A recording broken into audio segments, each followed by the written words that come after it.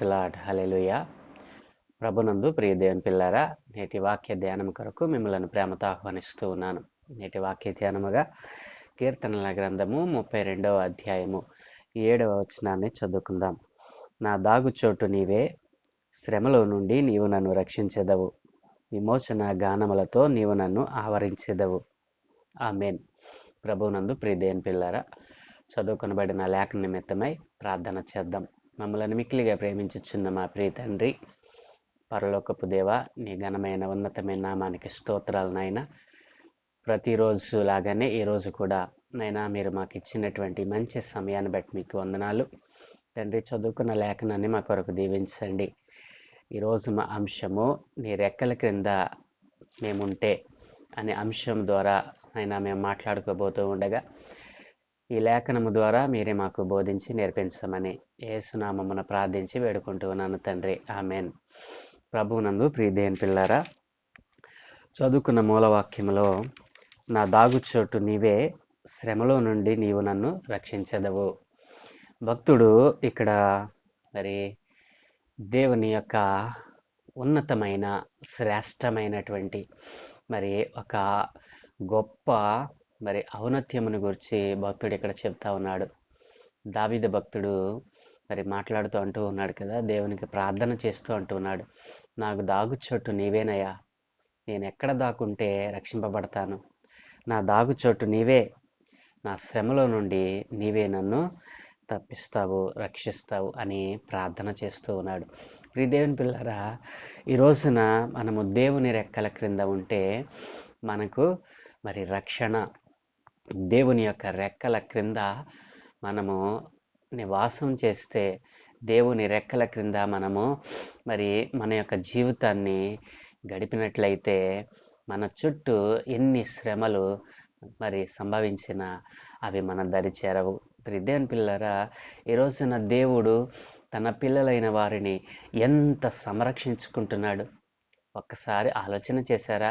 తన పిల్లలైన వారిని ఆయన ఎలా తన మరి సంరక్షణలో ఉంచుకుంటూ ఉన్నాడో మనము గ్రహించకుండా ఈ రోజున అజ్ఞానము చేత దేవుని యొక్క అనాది సంకల్పాన్ని మనం గుర్తించకుండా ఈ రోజున మనం జీవిస్తూ ఉన్నాం. మరి మన జీవితాలను మరి వ్యర్థపరుచుకుంటూ ఉన్నాం. దేవుడు మనకిచ్చిన ఈ కొద్దిపాటి జీవితాన్ని మన ఇచ్ఛల కోసము, మన కోరికల కోసము, మన కాంక్ష కోసము మరి ఖర్చు చేస్తూ అసలైన జీవితము ఇది కాదు.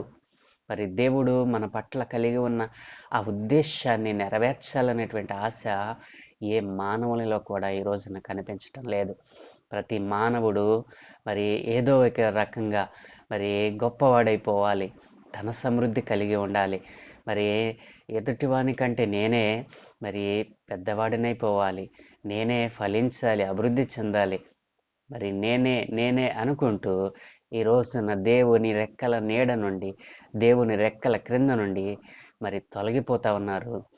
దేవుడు అంటే భయము, భక్తి లేకుండా, మరి దేవుని సన్నిధి అంటే ఇష్టం లేకుండా, ఏదో మరి ఒక గంటే కదా అని చెప్పి అయిష్టంగా దేవుని సన్నిధికి వస్తూ ఈ రోజున దేవుని రెక్కల నీడల నుండి తప్పిపోతున్న వారు ఎంతోమంది ఉన్నారు కదూ.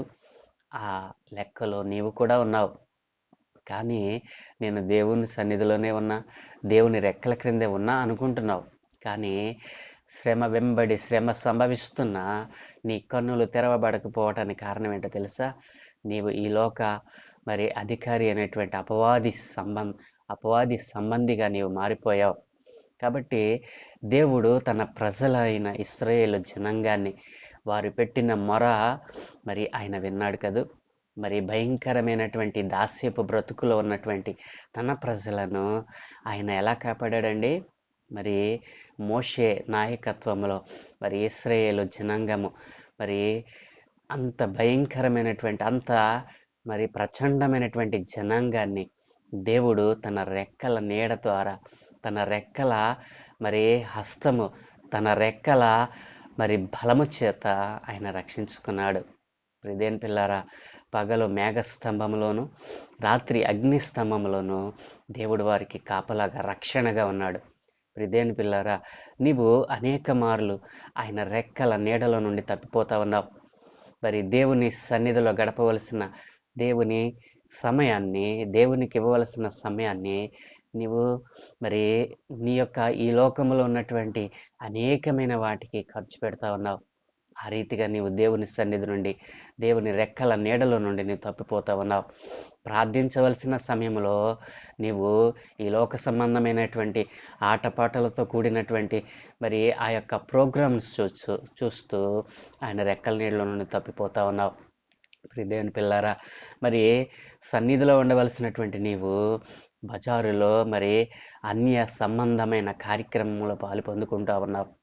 దేవుని పిల్లారా, ఈ రీతిగా అనేక మంది మరి దేవుని రెక్కల నీడల నుండి తొలగిపోయి ప్రమాదాలకు గురవుతున్నారు, శ్రమల పాలవుతున్నారు, నిందల పాలవుతున్నారు.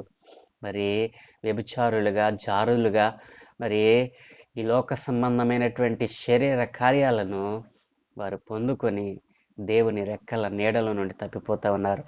దేవుడు తన ప్రజలైనటువంటి వారిని ఎంతగా కాపాడుకున్నాడో, తన ప్రజలైనటువంటి వారిని ఆయన విడిచిపెట్టే దేవుడు కాదు. ప్రతినిత్యము వారిని మరి కోడి తన పిల్లలను ఏ రీతిగా అయితే తన రెక్కల నీడలో కాపాడుకుంటుందో, శత్రువు రాకుండా, శత్రువు భయం లేకుండా ఏ రీతిగా తన పిల్లలను కాస్తుందో, అనేక మార్లు మిమ్మల్ని కాచాను.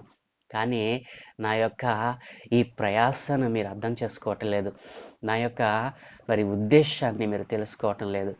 ఎందుకంటే మీరు నా పిల్లలు, మిమ్మల్ని సంరక్షించవలసిన బాధ్యత నాది అని దేవుడు తీసుకుంటా ఉంటే, ఆ సంరక్షణలో ఉండవలసినటువంటి నీవు ఈ రోజున ప్రేమ అని, మరి ఈ రోజున సినిమాలు అని, ఈ రోజున మరి శరీర సంబంధమైనటువంటి మరి దేవుని యొక్క మరి నామానికి అవమానం తెచ్చేటువంటి అనేకమైనటువంటి మరి కార్యములలో నీ జీవితాన్ని వెళ్ళబుస్తూ ఈ రోజున దేవుని రెక్కల నీడలో నుండి నీవు తప్పిపోతా ఉన్నావు. ఇక్కడ భక్తుడు ప్రార్థన చేస్తూ ఉన్నాడు. ఏమన్నా తెలుసా? నా దాగుచోటు నీవేనయ్యా, నేను ఎక్కడ దాక్కుంటే నేను మరి రక్షింపబడతాను. నా శ్రమలో నాకు ఆశ్రయమై ఉన్నావు, నా శ్రమలో నాకు తోడుగా ఉన్నావు, నా శ్రమలన్నిటిలో నుండి నన్ను బయటికి లాగివేశావు. నేను నీ దగ్గర తప్ప నేను ఎక్కడ క్షేమంగా ఉండగలను అని భక్తుడు ఇక్కడ ప్రార్థన చేస్తూ ఉన్నాడు. ఇలాంటి ప్రార్థన నీ జీవితంలో ఉందా? ఎన్నిసార్లు నీవు దేవుని యొక్క మరి చేతి నీడల నుండి తప్పింపబడతావు?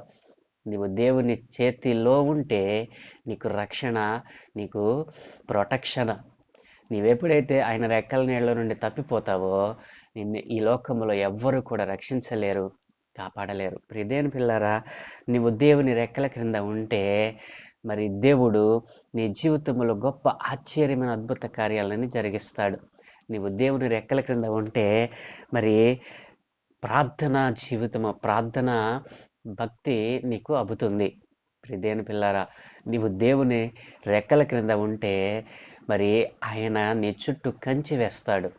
అపవాది కానీ, అపవాది సైన్యము కానీ నీ దరి చేరకుండా ఆయన నీ చుట్టూ కంచి వేస్తాడు. దేవుని రెక్కల నీడలో నీ ఉంటే మరి ఆత్మ నడిపింపును పొందుకుంటావు.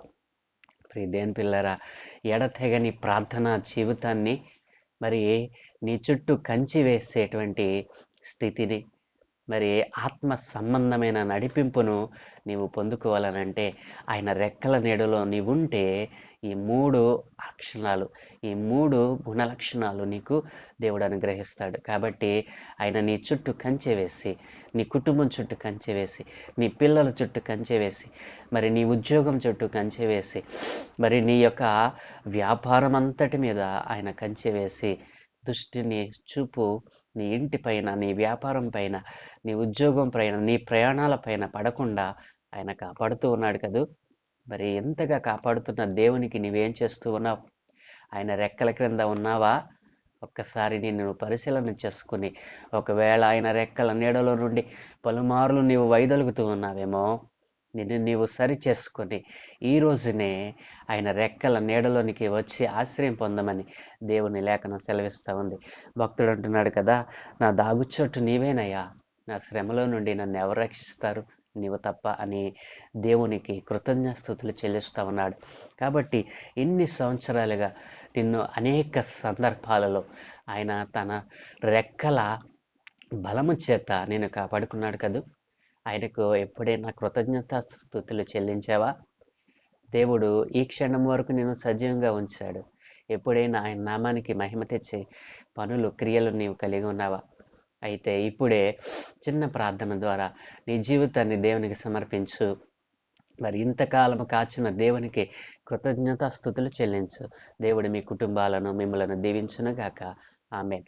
సకలాశీర్వాదముల కారణభూతుడమైన తండ్రి, మా మంచి దేవా నీకు వందనాలు నాయనా. ఏ మంచి లేని మా జీవితంలో మరొక నూతన ఉదయాన్ని అనుగ్రహించారు తండ్రి. ప్రతి ఉదయమున మరి నీ వాక్య ధ్యానము చేత మా దినాన్ని మేము ప్రారంభిస్తూ ఉండగా మీ అత్యధికమైనటువంటి కృపతో మమ్మల్ని కాస్తూ ఉన్నారు. అవును తండ్రి, ఆనాడు నీ జనాంగాన్ని అనేకమైనటువంటి ప్రచండంగా విస్తరించిన నీ జనాంగం దాస్యముల నుండి విడిపించారు, వారిని రక్షించారు. కోడి తన రెక్కల క్రింద తన పిల్లలను కాచినట్లుగా వారిని కాచి ఉన్నారయ్యా. అయ్యా, అలాగుననే మమ్మల్ని కూడా మీరు కాస్తూ ఉన్నారు. అయితే అనేక మందినైనా ఆ విషయాన్ని గ్రహించకుండా ఈ రోజున తమ మరి శరీర కార్యముల ద్వారా నైనా నీకు నైనా మహిమ తేవలసినటువంటి నైనా నీ యొక్క సన్నిధిని వారు కనిపించకుండా ఈ రోజున అనేకమైన మరి ప్రదేశాలలో మరి నిలబడకూడని ప్రదేశాలలో, కూర్చోకూడని ప్రదేశాలలో వారు కూర్చుంటూ నిలబడుతూ నైనా నీ రెక్కల నీడల నుండి తప్పిపోతా ఉన్నారు. నైనా ఇదిగో నీ భక్తుడు సెలవిచ్చినట్లుగా నైనా ఎక్కడ మాకు రక్షణ దొరకదు, మరి నీ దగ్గరే నాకు రక్షణ దొరుకుతుందని దావీదు భక్తుడు చేసిన ప్రార్థన ఈ రోజున నాయన ఈ మాటలు విన్న నాయన నీ కుమార్తెలు నాయన చేస్తూ ఉన్నారు. దేవా, వారి ప్రార్థన ఆలకించి నాయన నీ రెక్కల నీడలో నుండి తొలగిపోకుండా అయ్యా వారందరినీ మీరు కాచి కాపాడమని, వారి ఆత్మలు రక్షించమని అయినా ఇదిగో తండ్రి, నశించిపోతున్న ఆత్మల కొరకైన భారము ప్రతి ఒక్కరూ కలిగి ఉన్నట్లుగా సహాయం దయచేయమని, ఈరోజు మేము చేయు ప్రయత్నములలో సమస్త విధమైనటువంటి పనులలో మీ దూతల కాపుతలు అనుగ్రహించమని, ఈరోజు పెళ్లి రోజు పుట్టినరోజు జరుపుకుంటున్న బిడ్డలందరి మీద మీ కనుదృష్టి ఉంచమని తండ్రి. నైనా ఇదిగో తండ్రి, గతించిన కాలంలో మరి నైనా మరి ఘోరమైనటువంటి అపాయములలో పడి మరి ప్రమాదములలో పడి నైనా నీ కృప చేత రక్షింపబడినటువంటి కాపాడబడినటువంటి నీ ప్రియ బిడ్డలందరి మీద మీకు కనికరమును ఉంచమని, అపవాది చేత వారు బాధింపబడ్డారు నాయన, వారి బాధింపబడిన స్థితిలో నుండి లేవనెత్తారు. మీరు గొప్పవారు తండ్రి. అట్లాంటి బిడ్డల మీద నీ కనుదృష్టి ఉంచమని, మరలా ఆ ప్రమాదాలలో వారు పడకుండా నీ దూతల కాపుదలు అనుగ్రహించమని, నేను అలాగున ప్రమాదం బారిన పడి మరి బాధపడుతున్నటువంటి బిడ్డల మీద మీ కనికరం ఉంచమని, స్వస్థత శీఘ్రముగా అనుగ్రహించమని, నీవే మహిమ ఘనత ప్రభావములు పొందుకోమని యేసునామమున ప్రార్థించి వేడుకుంటూ ఉన్నాను తండ్రి. ఆమేన్, ఆమేన్, ఆమేన్.